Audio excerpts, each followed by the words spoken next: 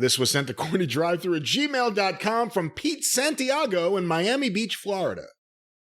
I've noticed watching Ric Flair matches over the years that when he would get flipped over another wrestler's back, he would always land on the side of his body and not flat on his back like others usually do. Is this by design? I've always just found it peculiar. Is this just Rick being unique? Help us understand Corny. Well, I think it started without him, realizing it, or maybe a conscious effort to at the beginning. But I think everybody knows out there by this point, and maybe the caller, Pete from Florida, doesn't. Ric Flair had a broken back in 1975 in that plane crash. So if you want to see somebody take classic, perfect bumps, watch Harley race. Every slam, every backdrop, every suplex, whether it was in the ring, whether it was on the concrete floor, no matter what the environment or the action going on, every bump that Harley race took was technically perfect. Completely flat, the flat of the feet and the hips all the way up to the shoulders, and the arms hitting at the same time with the chin tucked so the head's up. I mean, it was flawless. For every guy who can take a perfect bump, you're also going to find 10 more who don't take a perfect bump, but take the bump perfectly for them. The way that they can take it, the way they've been conditioned to take it, the way that's natural to them. If you see someone that's taking, if you can always see somebody that's taking a dangerous bump, or they didn't mean to do it, or they went sideways, or they over-rotated, or whatever, that's just a mistake, or just the way it happened. But if you see someone over a period of time in their matches taking a certain bump the exact same way, even if it doesn't look right, it's because it's right for them, for whatever reason.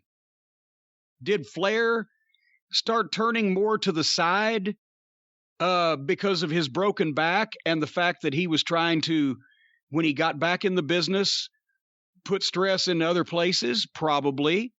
There's not a lot of footage.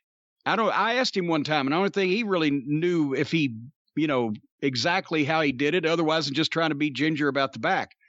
There's not a lot of footage of Flair before the plane crash. There is some on my Mid-Atlantic Classics. He was still kind of doing it, but now it's a little bit more pronounced, or it got more pronounced as time went on.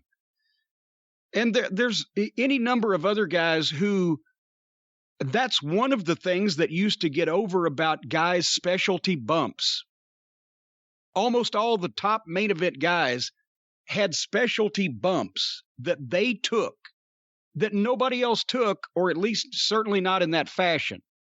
It may be over the top rope, but it's a completely different way than most people go over the top rope, or whatever the case.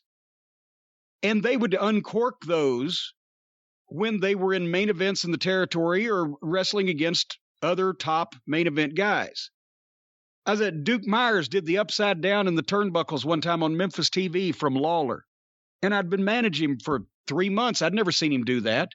And it looked like it goddamn killed him. He didn't even grab the ropes. He just flipped upside down in midair and landed on the top of his head and flat against the buckles upside down at 6'4" and 275 pounds and bounced out. And when he rolled out, I grabbed him and we ran to the locker room. I said, "Jesus Christ, are you okay?" He said, "Yeah." I said, "Did you mean to do that?" He said, "That's my main event bump, kid." Because, you only uncork these things when you're working with the booker or the top guy or whatever. And then it would look like you accidentally did something wrong. Whether Terry Funk getting popped and he would fall backwards through the ropes. Remember that one? Sit on the middle rope and then just fall backwards head first out, and his feet would hang and he'd be upside down out of the ring hanging in the ropes. Nobody else was doing that until they started stealing it from Terry, but his always looked like he fucked up and didn't mean to do it. He lost his grip, whatever.